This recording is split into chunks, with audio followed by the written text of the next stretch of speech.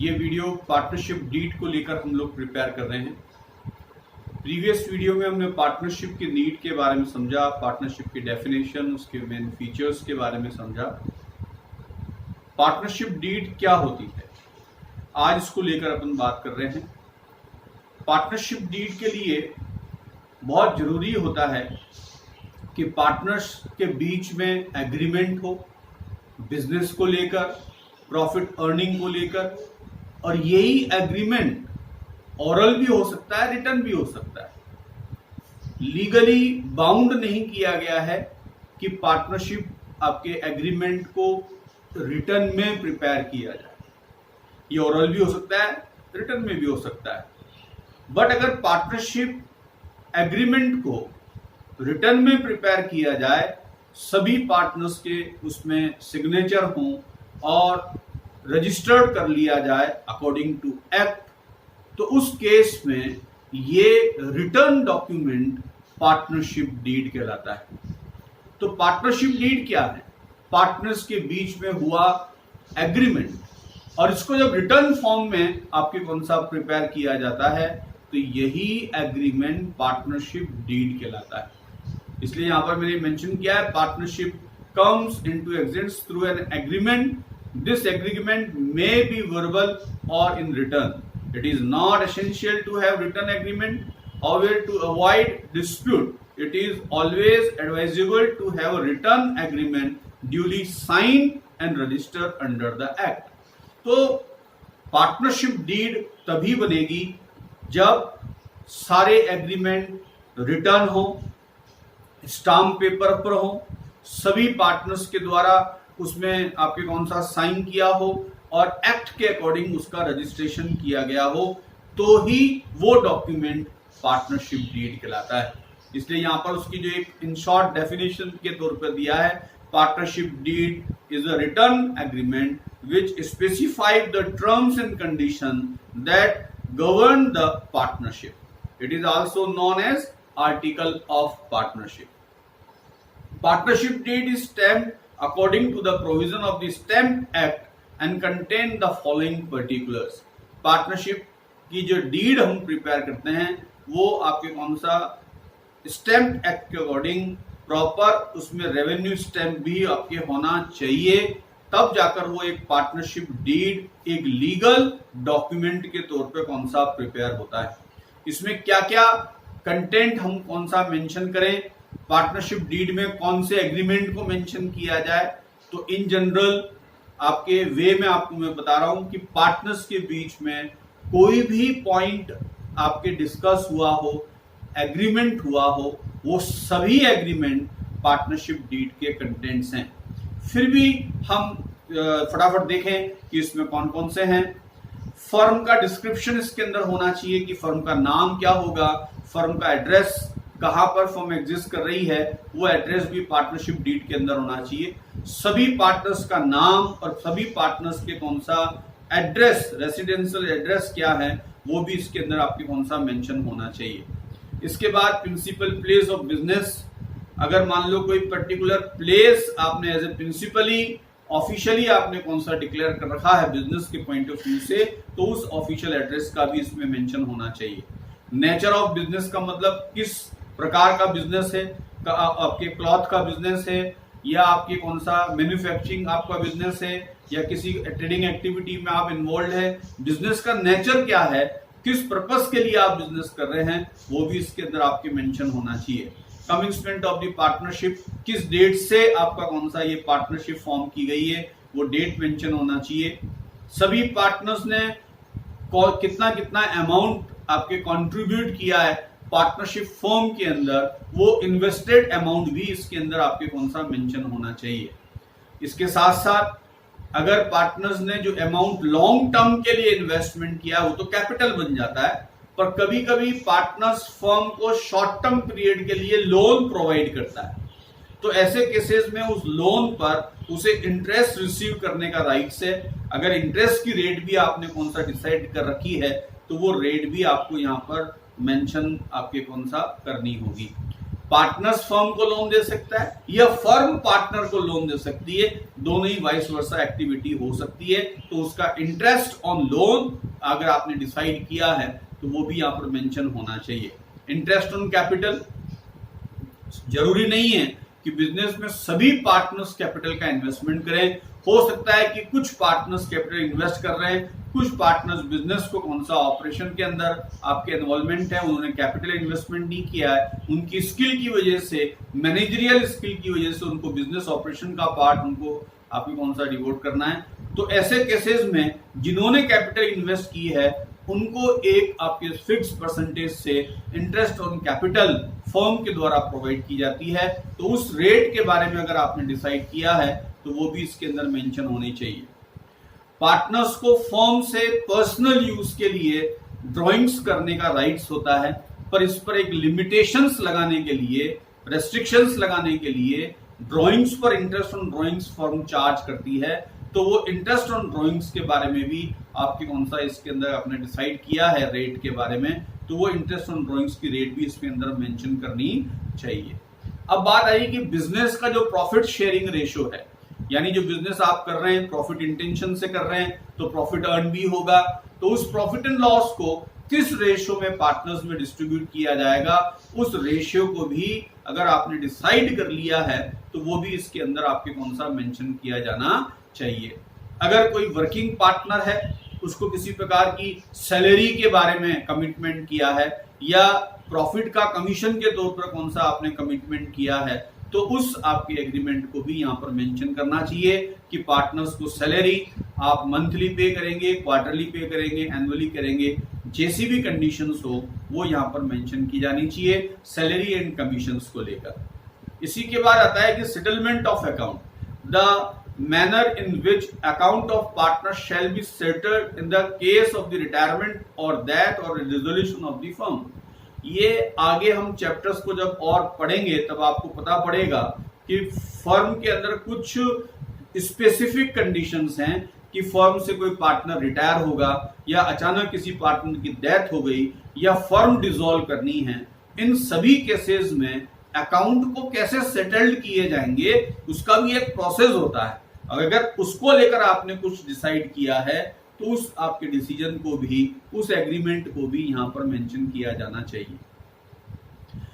Firm के अंदर various situations ऐसी आएंगी कि एसेट्स का आपको वैल्यूएशन करना पड़ेगा। हो सकता है ये गुडविल का वैल्यूएशन हो सकता है एसेट्स लायबिलिटी का वैल्यूएशन हो। तो ये वैल्यूएशन कब कब करना है, किस तरीके से करना है, कौन से मेथड से करना है, अगर इसको लेकर भी आपके कुछ डिसीजंस हुआ है तो वो भी आपके कौन सा यहां पर मेंशन किया जाना चाहिए। फिर आता है accounting period. Generally accounting period जो आपका है कैलेंडर ईयर होता है जनवरी से लेकर 31 दिसंबर और आपके इनकम टैक्स के अकॉर्डिंग 1 अप्रैल टू 31 मार्च। तो अकाउंटिंग पीरियड कौन सा है, कहां से अपन को स्टार्ट करना है, अगर ये आपने डिसाइड किया है तो उसको भी यहां पर मेंशन करना चाहिए। Rights and duty of the partners, partnership deed के अंदर मेन कंटेंट ही यही होता है कि किस पार्टनर्स के क्या राइट्स हैं, क्या उसकी ड्यूटीज हैं, क्या उसकी लायबिलिटीज हैं, इनके बारे में आपके कौन सा इन डिटेलिंग पार्टनरशिप डीड के अंदर मेंशन किया जाएगा अगर पार्टनर्स के बीच में डिसाइड हुआ है। बैंक ऑपरेशन को लेकर यहाँ पर जो बात आ रही है वो ये है कि सभी पार्टनर्स जो फर्म के पार्टनर्स हैं, यानी जो कहते हैं कि फर्म का बैंक अकाउंट है, अब ये बैंक अकाउंट फर्म के नाम से ओपन है या सभी पार्टनर्स का जॉइंट अकाउंट है, किस तरीके से आपने उसको आपके कौन सा ओपन किया है या उसको लेकर क्या डिसाइड किया है, वो भी चीज यहाँ पर मेंशन होनी चाहिए कि बैंक अकाउंट को कौन ऑपरेट करेगा, किसके ऑथोरिटी साइन चलेंगे। जैसा भी आपके बीच में डिसीजन हुआ है वो डिसीजंस आपको यहाँ पर मेंशन करना पड़ेगा। सेटलमेंट ऑफ डिस्प्यूट, अगर पार्टनर्स के बीच में किसी प्रकार की मिसअंडरस्टैंडिंग हो जाती है, किसी प्रकार का डिस्प्यूट होता है, तो उस डिस्प्यूट को कहां पर सेटल करेंगे, कौन से कोर्ट में करेंगे, किस एरिया के कोर्ट में करेंगे, क्या आपके सेटलमेंट का तरीका होगा, वो भी आप डिसाइड करके इसके अंदर मेंशन कर दें ताकि इसको लेकर भी आगे कोई आपकी डिस्प्यूट क्रिएट ना हो। इसी में दे रखा है ऑडिटिंग, फर्म अपना बिजनेस कर रही है, अकाउंटिंग प्रॉपर मेंटेन कर रही है, तो फर्म का जो ऑडिटर है वो कौन है, ऑडिटिंग कौन करेगा, ऑडिटर का नाम क्या है, कब ऑडिटिंग होगी, तो वो सारी की सारी डिटेलिंग भी आपको कौन सा यहाँ पर मेंशन करनी पड़ेगी। Rule to be followed in the case of the admission of the partners. Firm के अंदर किसी पार्टनर्स का एडमिशन हो रहा है तो किन कंडीशन के साथ होगा, किस आपकी कौन सा सिचुएशंस में अपन आपके कौन सा इन्वॉल्व करेंगे, ये भी अगर आप पहले से डिसाइड कर लें तो इसको लेकर भी किसी प्रकार का डिस्प्यूट नहीं होगा और वो यहाँ पर मेंशन करना पड़ेगा और ये भी पड़ेगा। तो ये सारे कंटेंट है मेन जो पार्टनरशिप डीड के अंदर होने चाहिए। इसके अलावा अगर आपको लगता है कि यार ये पॉइंट भी डिसाइड होना चाहिए तो आप उसको डिसाइड करें, उसके ऊपर सब एक एग्रीमेंट कर लें, डिसीजन पर पहुंच जाएं और वो डिसीजन भी इसके अंदर मेंशन कर सकते हैं, वो भी पार्टनरशिप डीड का क्या बन सकता है, कंटेंट बन सकता है। तो ये सारे के सारे फीचर्स आपके जो पॉइंट्स हैं, मेन पॉइंट्स हैं जो पार्टनरशिप डीड के अंदर मेंशन होने चाहिए। अब इसी के अंदर जो नेक्स्ट अपना टॉपिक दे रखा है कि वो ये है कि पार्टनरशिप डीड की इंपोर्टेंस क्या है। आपके दिमाग में बात आ रही होगी यार क्या जरूरत आ गई, जब ओरल चल रहा है तो ओरल चलने दो, तो ऐसा नहीं है। पार्टनरशिप की क्या इंपोर्टेंस है, though the law does not make it mandatory compulsory for every firm to have a partnership deed, it is desirable to have to due the following reason. किसी भी प्रकार से लॉ ने हमको बाउंड नहीं किया है कि आप पार्टनरशिप डीड बनाएं ही सही, पर कुछ रीजंस हैं जिनकी वजह से पार्टनरशिप डीड फॉर्म की जानी चाहिए। It regulate the rights, duty, liability of each partner. इसके प्रिपेयर होने से सब चीज क्लियर हो जाती है कि क्या पार्टनर्स के राइट्स, ड्यूटी और लायबिलिटीज हैं, तो किसी प्रकार का डिस्प्यूट इसके अंदर नहीं होता है। It help to avoid any misunderstanding among the partner because all the terms and conditions of the partnership have been laid down before hand in the deed। अगर आपने पार्टनरशिप डीड बना ली है तो किसी प्रकार की मिसअंडरस्टैंडिंग पार्टनर्स के बीच में होगी नहीं किसी भी पॉइंट ऑफ व्यू से, क्योंकि उसके बारे में हमने पहले से ही डिसाइड करके पार्टनरशिप डीड के अंदर क्या कर दिया है, मेंशन कर दिया है। तो ये डिस्प्यूट आपके क्रिएट होने के कोई चांसेस नहीं है। Any dispute among the partners may be settled easily as per the partnership deed may be readily referred to। अगर मान लो कोई डिस्प्यूट क्रिएट भी हो गया और उसके बारे में कोई डिसीजन पार्टनरशिप डीड में मेंशन है तो पार्टनरशिप डीड की बेसिस पर हम आपके कौन सा उस डिस्प्यूट को बहुत इजीली तरीके से सेटल्ड कर सकते हैं। अब इसमें एक पॉइंट और है, hence it is always the best course to have a written partnership deed duly signed by all the partners and registered under the act। Partnership deed form करने का सबसे बेस्ट तरीका है कि वो एक स्टाम्प पेपर पर इन रिटर्न होनी चाहिए, सभी पार्टनर्स के सिग्नेचर होनी चाहिए और रजिस्ट्रेशन आपका उसका पार्टनरशिप एक्ट के अकॉर्डिंग होना चाहिए, तो एक लीगल इंस्ट्रूमेंट बन जाता है और उसकी वजह से आपके फ्यूचर में कोई भी डिस्प्यूट क्रिएट नहीं होगा। अब पार्टनरशिप डीड के बारे में एक इंपॉर्टेंट पॉइंट और इसके अंदर है कि provision in the absence of the partnership deed. अगर किसी केस में अगर किसी फर्म ने पार्टनरशिप डीड ओरल प्रिपेयर कर रखी है, रिटर्न फॉर्म में आपके पार्टनरशिप डीड नहीं बनाई है, या पार्टनरशिप डीड में कोई पॉइंट जो अभी डिस्प्यूट का कारण बना हुआ है उसको लेकर कोई डिसीजंस मेंशन नहीं है, तो ऐसे केस में उन सब डिस्प्यूट्स को लेकर किस प्रकार से अपन सेटल करेंगे, तो ये कुछ प्रोविजंस आपके इसके अंदर मेंशन दे रखे हैं। If there is no partnership deed और when deed is silent in the respect of the following matter, then provision of the Indian Partnership Act 1932 will apply.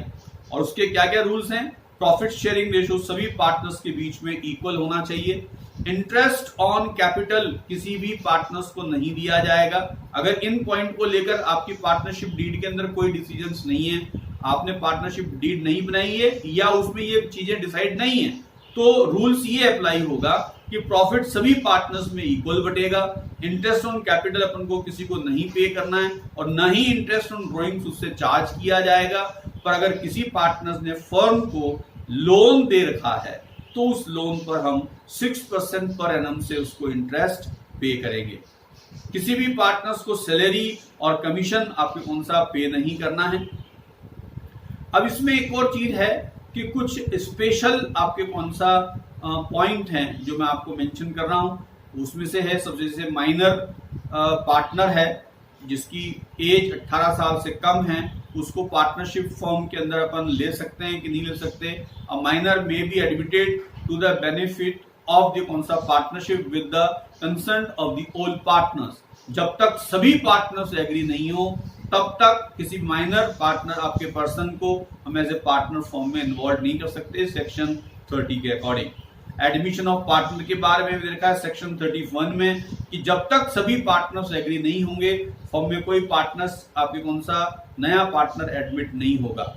Retirement of partner, a partner may retire from the firm with the consent of the all partner. सभी partners की concern लेकर वो firm से proper notice देकर retirement ले सकता है, retire हो सकता है सेक्शन 32 के अकॉर्डिंग।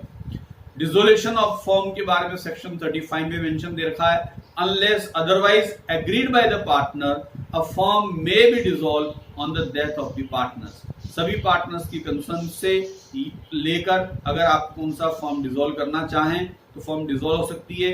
किसी पार्टनर्स की डेथ पर भी आपके फर्म क्या हो सकती है, डिसॉल्व हो सकती है। रजिस्ट्रेशन को लेकर दे रखा है registration of the firm is optional but not compulsory. Firm का रजिस्ट्रेशन पार्टनरशिप एक्ट के अकॉर्डिंग कराएं कि नहीं कराएं इसको लेकर कोई बाउंडेशंस नहीं है। ये आपके कौन सा इच्छा के ऊपर डिपेंड करता है कि आप उसका रजिस्ट्रेशन कराएं या ना कराएं। Right to take part, every partner has right to take part in the conduct of the कौन सा बिजनेस। हर एक पार्टनर्स को राइट है कि बिजनेस की एक्टिविटी में वो पार्ट ले सकता है। Duty to pay personal profit, ये बहुत इंपॉर्टेंट पार्ट है। Every partners must pay the firm the personal profit earn by him from the any transaction of the firm और from the use of the firm's property या firm आपके competing business. अगर कोई partners firm की property को use करके कोई profit earn करता है तो उस प्रॉफिट पर फर्म का राइट्स होगा। अगर कोई पार्टनर फर्म के पैरेलल सिमिलर बिजनेस एक्टिविटी में प्रॉफिट अगर अर्न करता है तो उस प्रॉफिट पर भी किसका राइट्स होगा, बिजनेस का राइट्स होगा। तो ये पार्टनर्स के ऊपर फाउंडेशन है कि वो सेम आपके कॉम्पिटिटिव बिजनेस में आपके इन्वॉल्व नहीं हो सकते हैं, बिजनेस की प्रॉपर्टी को यूज करके कोई प्रॉफिट अर्न नहीं कर सकते हैं। अगर करते हैं तो उस प्रॉफिट पर भी किसका राइट्स होगा, फर्म का राइट्स होगा। तो अगर पार्टनरशिप डीड में आपने इस प्रकार के किसी भी कंटेंट को मेंशन नहीं किया है तो ये रूल्स अप्लाई होंगे। पार्टनरशिप डीड नहीं बनाई है तो ये आपके कौन सा सभी रूल्स इसके अंदर अप्लाई होंगे। नेचर ऑफ लायबिलिटी के बारे में अपन पहले भी डिस्कस कर चुके हैं। Liability of the partner is unlimited. Unlimited liability means that the liability of the partner is joint and several. It's means that the partner is liable for firms debt jointly with other partners and also individually in his own capacity. The personal assets of the partners can be used to pay off the firm's debts. सभी partners की liability unlimited होती है। Firm के जितनी भी आपकी liabilities और debts हैं उस पर सभी पार्टनर्स जॉइंटली और इंडिविजुअली आपके कौन सा लिएबल होते हैं। अगर जॉइंटली लायबिलिटी को कौन सा अपन बियर नहीं कर पा रहे हैं तो फिर सबको अपनी पर्सनल एसेट्स से आपको कौन सा उस लायबिलिटीज को कौन सा बियर करना होगा। इसमें एक लास्ट जो नोट दे रखा है, it must be noted that this provision are applicable only when partnership deed is silent. अगर पार्टनरशिप डीड साइलेंट है इन सारे पॉइंट ऑफ व्यू पर तो ही ये आपके कौन सा सारे रूल्स अप्लाई होंगे। And there is a dispute on the कौन सा point, if however partner agreed on any point then the above rules are not applicable and terms decided upon by the all partners shall be considered.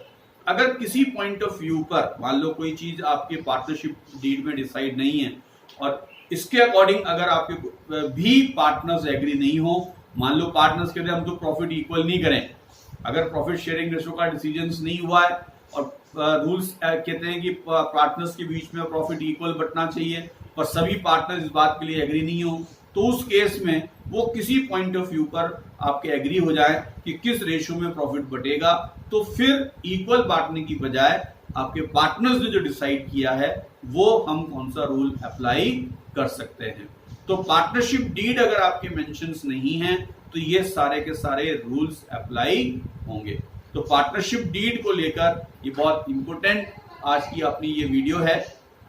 अब इसी में जो next video आप लोगों के लिए जो मैंने प्रिपेयर करी है वो पार्टनरशिप डीड को लेकर कुछ शॉर्ट क्वेश्चंस हैं जो एग्जामिनेशंस के अंदर आते हैं 2 से 3 मार्क्स के। तो ये इन इंपॉर्टेंट क्वेश्चंस को लेकर मैंने नेक्स्ट वीडियो प्रिपेयर करी है और फिर ये भी समझाया है नेक्स्ट वीडियो के अंदर कि एक पार्टनरशिप फॉर्म के अंदर अकाउंटिंग किस प्रकार से की जाएगी, अकाउंटिंग प्रोसेस क्या होता है, उस अकाउंटिंग प्रोसेस को भी नेक्स्ट वीडियो के अंदर मैंने समझाया है। Thank you.